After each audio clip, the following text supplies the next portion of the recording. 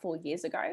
I came from a consulting background. I had never done any hiring before. This was all new. I had worked for companies that were really passionate and had great hiring processes, but I'd never actually been on this end before. So all of this stuff is the kind of meandering learnings of someone who's been trying to pick it up on the fly, and everything that I've kind of learned from and sort of wish that I'd known when I'd started Propeller and in that kind of very vague operations manager role, where I was trying to find my feet and make the kind of highest impact. So take it or leave it. You can certainly, there's going to be lots of advice here, and everything works. You know, you've got to apply it to your own company, and not everything works for everybody. But these are certainly the kind of the key things that I wish that I had considered kind of at the beginning, rather than sort of picking it up over the last sort of 4 years. So the first thing I want to talk about, and I actually wanted to keep this presentation pretty tactical, so it is useful and you can kind of go away and do things.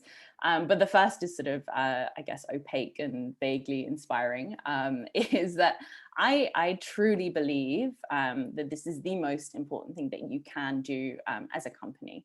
And, you know, we see this a lot, you know, like when we hire well, we see, as we've grown, we have seen that whole team and area of the business flourish.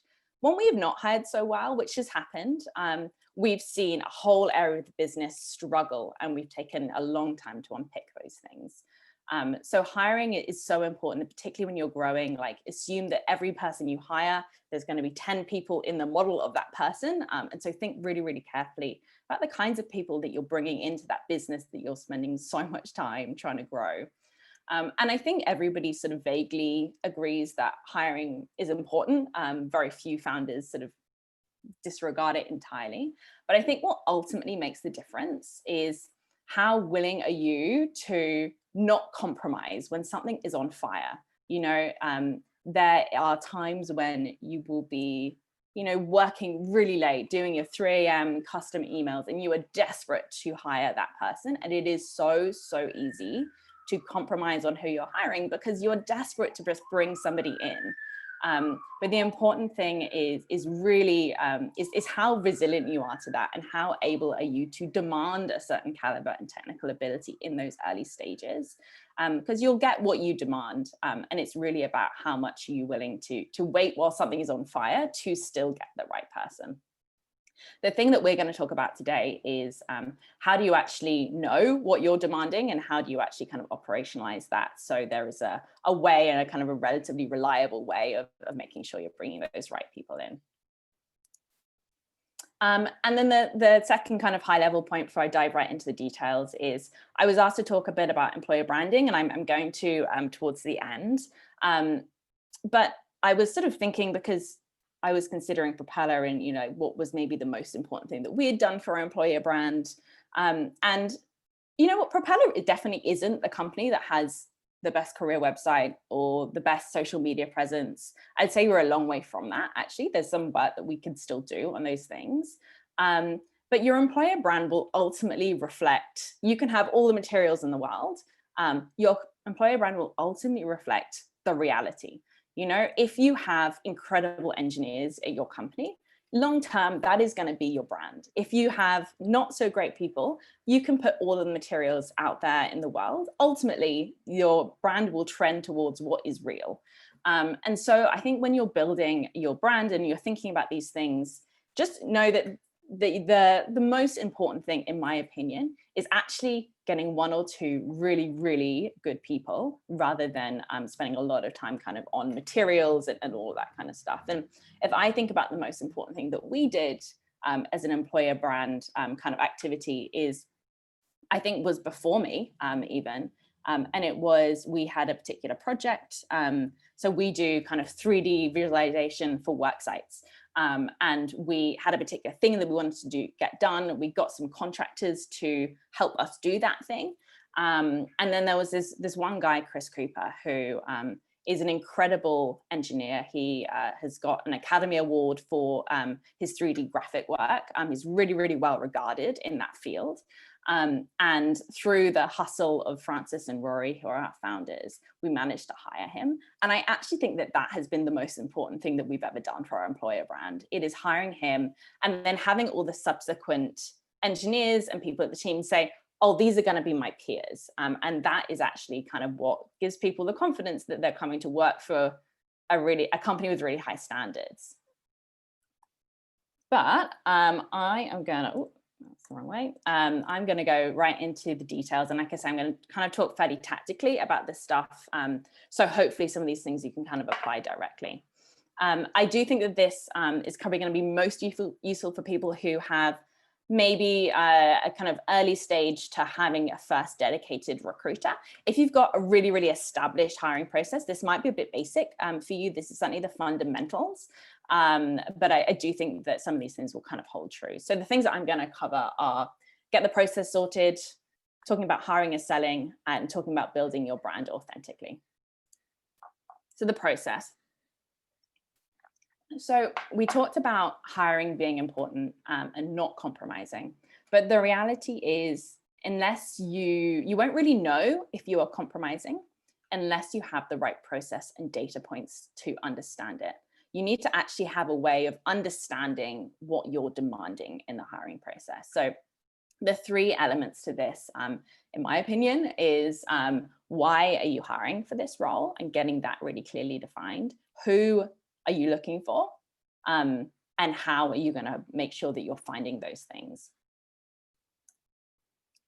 So first step is to define why you are hiring for this person. There are so many occasions in Propeller's history where we've been, in a pub or just having a conversation, we've decided that we need this one thing. We find somebody, through a contact or on the street next day, and the next thing they are going through multiple coffee chats with that person, and we haven't actually stopped to define what that role is. And it is really, really important. And if I think about the mistakes that Propeller has made in hiring, mostly it has been around poorly scoped roles. And that means that you might still get someone who is a great, a huge asset, but your strike rate will be a lot lower because you haven't defined the impact, why you're doing it, the accountability, and what success actually looks like.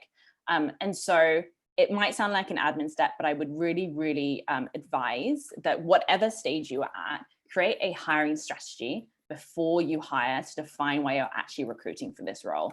And I don't want to go through all the details of the stages that we do for this. There's a link and I can send that to anyone who's interested. But making sure that you're actually defining what success looks like. You're more likely to hire the right person doing that. You're less likely to waste money. And it means that when you hire that person, it means that they're much more likely to be successful because they actually know what's being expected of them and it can help with the onboarding. So that's stage number one, define why you actually want it. Spend an hour doing it. Second one, who. So define what will make someone successful in this. And I think a lot of companies are afraid of, they don't want to over process their hiring process. They don't want to cause so many admin steps that they don't ever do it. But I do think it's really important to just define 3 things before you hire to make sure you're ticking all the things off that you know that will make someone successful. So technical capabilities. So, must have managed a customer success team.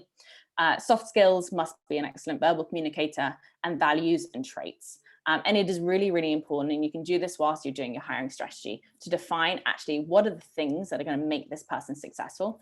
Don't do 20 things. You'll never find that person and you'll just scrap your process immediately. Think of maybe the top 7 things, really prioritize and think about the most important things. Make sure you've got them, make sure you know how to recognize it, and make sure you've got some kind of scoring process. It doesn't need to be complex. It could be thumbs up, thumbs down for each area. It can be really, really basic, but making sure you've got some way of scoring a candidate on it so you actually know whether they're going to be successful.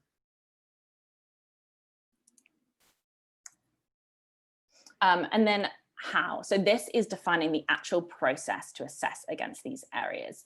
And every process looks different. I'm going to show you Propeller's process. You don't need to follow this. You could use a different one.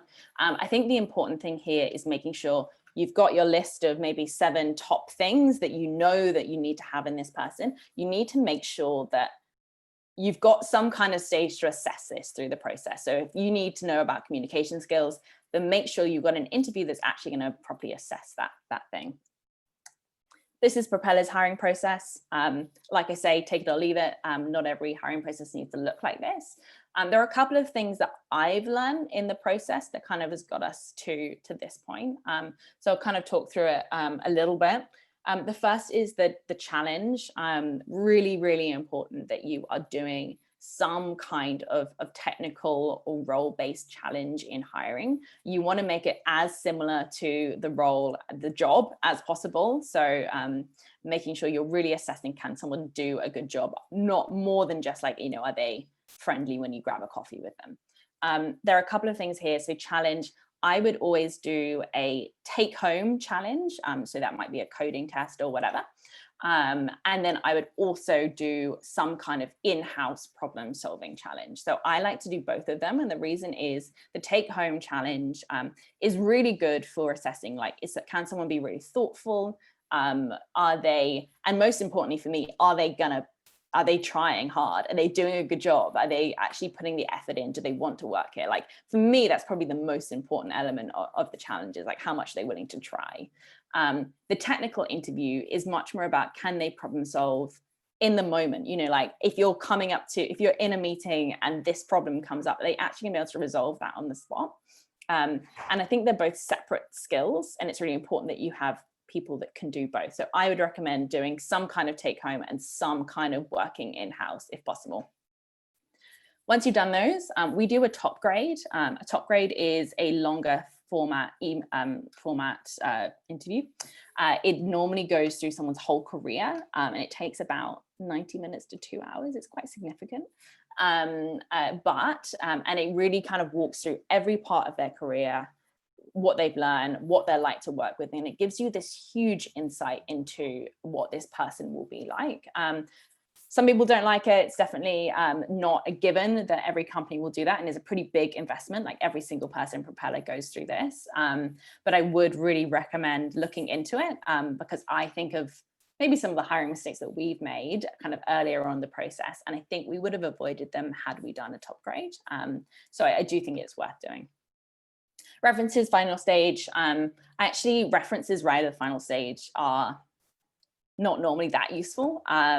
Normally they'll just say what you expect, that this person is lovely to work with or whatever, because they're choosing the references that you're speaking to. So you're not going to get too much insight from them generally. You might want to still do them as a kind of a safety net.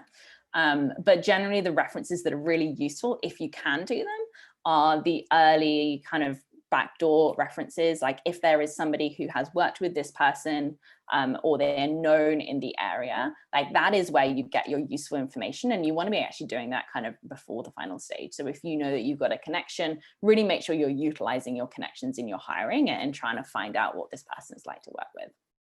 So that's our hiring process. Like I say, you may have a different one, and that is totally fine. So the next thing I want to talk through is hiring as selling. And really this is because the best candidates will have other job offers, and we need to convince people to take the risk. And so we need to use hiring as an opportunity to sell. We're not just assessing people. So how do you sell well? And a lot of people are uncomfortable with selling, especially if you're maybe hiring into your engineering department, or certain areas where selling isn't really part of their role. And so I wanted to talk through like what selling can look like in a really comfortable way. So the first thing I'd say is prepare your interviews, and I'll talk through that in a little bit more detail, but make sure you're going in there, you know what you're going to say, and you know what the next steps are, because otherwise it'll be kind of a bit of a chaotic mess. Selling really, I think, in hiring for me involves three things. So the first thing is bringing energy. I totally get it. I do lots of interviews, and sometimes at 3 p.m. on a Tuesday, I do not want to do an interview. Like I want to sit behind my computer screen and not talk to anyone. But if you turn up in an interview like that, you really are wasting a huge opportunity, and you most likely won't get the candidate that you really want. So go for a walk around the block. It's so important to actually turn up engaged and with energy into those interviews, and that's going to help you sell down the line. Build connection, second point, same as, normal humans, you want to build some connection before you dive straight into the really meaty questions. And I think a lot of people feel, because especially if they're relatively new to hiring, which will be a lot of smaller companies, they feel like they have to put this like, I'm an interviewer face on, and they kind of feel like they need to be terrifying and be, present in a certain way. And it's this, and that's not the case. You want to present who you really are. You want to build some kind of connection. And the more connection you build at the beginning, really the harder questions you can ask down the line, because you've built that connection, then you can go straight in with the tricky questions, and you can do it in a way that's kind of building connection and is going to help you close that candidate at the end if you want to. Third one is, I'd say, is be real and emotional. Nothing sells more than a bit of emotion. Like most likely 99% of what I say today, people will forget, within a couple of weeks. And that's just the reality of conversations. But you tend to remember the bits that people get really emotional about. You remember the bits maybe I was sad about or excited about. And that's such an important part of selling. And if you're feeling uncomfortable with selling and feeling like that's not really my skill set, then just be really, just honestly be emotional about the things that you care about in that company. If you love your boss, or you love what the product is doing, or you're so frustrated that this is a problem in the market, then just let that emotion show, and that will be much more memorable than any kind of perfect script you can remember. Nailing the interview, this is where my slides start to go downhill a little bit. So preparation is really, really important in interviews. You just need to be really, really organized. And if you are not really organized, you need to find somebody who can manage the hiring process who is. So preparation, make sure you're prepping questions, notes, you are lined up with the person who's interviewing with you. You want to make sure that you are asking open questions. You want to make sure that you are finishing off with next steps. When and where are they going to hear from you next? That's so important. So many people go through interview processes and they're like, am I going to hear from them? Like, I've got no idea. And it's such an important part of selling, is making sure you've got those next steps there. And then debriefing, I would advise debriefing individually. So writing your own notes before you share with the group, because typically if you do it all together, the group think it is too much to have kind of individual opinions. So make sure you've got those scorecards. You do 2 minutes of that before you share it around with the group. Some quick hacks. I mentioned this before, run a smooth process. To have one person running each hiring process is really important. If there's multiple people with their hands in it, then it's going to be a mess, and you'll lose track of people and where everyone's at. So have one person run a hiring process. Use investors and founders and mutual contacts to help you sell, particularly on those really critical roles or really early stage roles. Like, you might be worried that, how can you close this amazing person? Get like an investor who really believes in you to have a coffee. We have done this a lot. Blackbird has actually helped Propeller out quite a few times in speaking to our kind of candidates that we really want to close. Like Nikki has gone for a coffee with them, and Nikki is a great person to sell. Why has Blackbird invested in it? It really helps it kind of add a level of credibility to the sell. Metrics can help. I haven't touched loads on metrics in this presentation. We have a metric for the hiring team of 100% of offers are accepted. And that means that our hiring process stays at a really, really great level. Think about the diversity of your hiring panel. So it's going to be really hard if your hiring panel is all white males between 25 and 35, it's going to be really hard for someone who's not in that demographic to identify with being in that company. And so if you can do anything to try and mix that up, I would definitely recommend it. We use WhatsApp or text to communicate with the candidates. Make sure you're doing this as much as possible. You want to kind of create as open lines of communication as you possibly can in the hiring process. It's not about being like this corporate scary thing. It's about being open in the hiring process. And if you're small, use speed to your advantage. The Googles, the Atlassians, they're going to take longer in their hiring process. And you want to use every advantage you've got over them because you might be competing with them. So make sure you're trying to move through. If your process is longer than 2 weeks, I would look at it. I think you really want to be 2 weeks kind of or under on that. Oh, and I've skipped on to the next one. So the final slide is around building your brand authentically. And I'm going to kind of speed through because I know I've got not so much longer to talk through. So when you're thinking about building your employer brand, like think about who you actually are and think about who you are on a good day and make sure your brand reflects what you really are. Like ultimately your brand, you just want it to be as much of a version of you, as a real version of you as possible. Like there's no point creating incredible materials that don't reflect reality, because people will just join the company, realize that that's not how it is, and not be happy there. So you just want it to present who you actually are. And if you are struggling to kind of define that, or think of a nice way of putting who you are, just ask some people. You know, like I just did a really nice Friday afternoon activity, you know, a while ago, with asking 5 people what they love about working for the company. And I use that in a lot of the branding materials, because I felt like that actually reflected the reality, maybe the reality on like a good day, but still the reality. And I think that's really important. Okay, so again, this is it's a bit of a wordier slide, and you might be able to just look at this kind of in detail. But when you're thinking about your your descriptions, all of this, you want to be looking through multiple things. So your job descriptions are really important. Does it sound like you? Is it simple? Are you using the right language? Have you got a small number of requirements? If you've got 100 requirements, then you'll attract, you might rule out candidates that will be really good. So really prioritize your requirements in the JDs. Does your career page reflect who you are? Have you got some testimonials and some stories? Like stories and people are the most important thing to put on your careers page.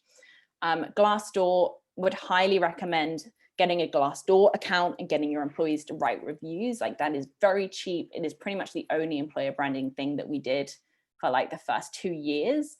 And it has brought us so many candidates, because everybody looks at Glassdoor, everyone looks at the reviews of the company before they do it. So utilize that tool. It can be really, really important. And I think it's important in being authentic too. Leverage your team. You getting referrals. We didn't give bonuses for referrals for quite a while. You might want to. We just gave them a lunch. I think we wanted them to kind of feel like, you know, they were growing their own company. But definitely make sure the roles that you are advertising are transparent, and you're leveraging those referrals, especially in the early days. Referrals are going to be really important to you. Use your candidates. Like if you give people a great candidate experience, but you don't hire them, they'll still refer, they'll still say Propeller is a great company to their friends. Like you really want to make sure the candidates that you reject are still saying good things about you. So that's partly why I was kind of talking through that hiring process and the importance of that. And then make sure you've got some of the right platforms. But like I say, that stuff is relatively kind of flown through the branding part of it. And I do think the really, really important bit is hiring 1 or 2 really incredible people and having a robust process, so you're actually bringing good people through the door.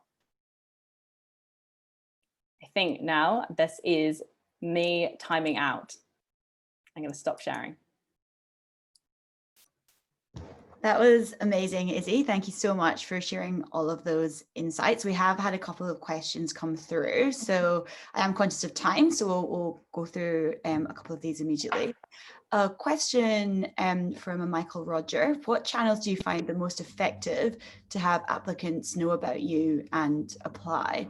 Any tips on how to make your business known? And I suppose that comes back to kind of the employer brand topic.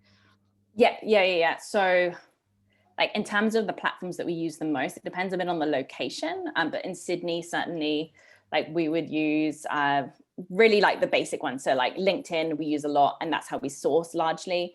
We use Glassdoor a lot, and we have advertising posts there, and we've built out our account. Glassdoor, the more reviews and interactions you have, the higher you kind of go in the ratings. So I would definitely be utilizing that.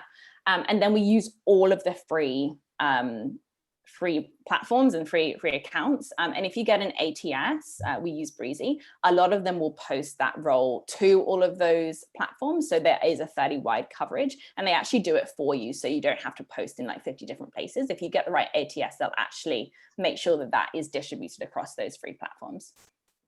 Awesome. That's great, Izzy. And one more question. How does Propeller actually think about hiring when it's assessing someone's kind of culture and values, and whether that's kind of culture add? How do you consistently assess that through the process?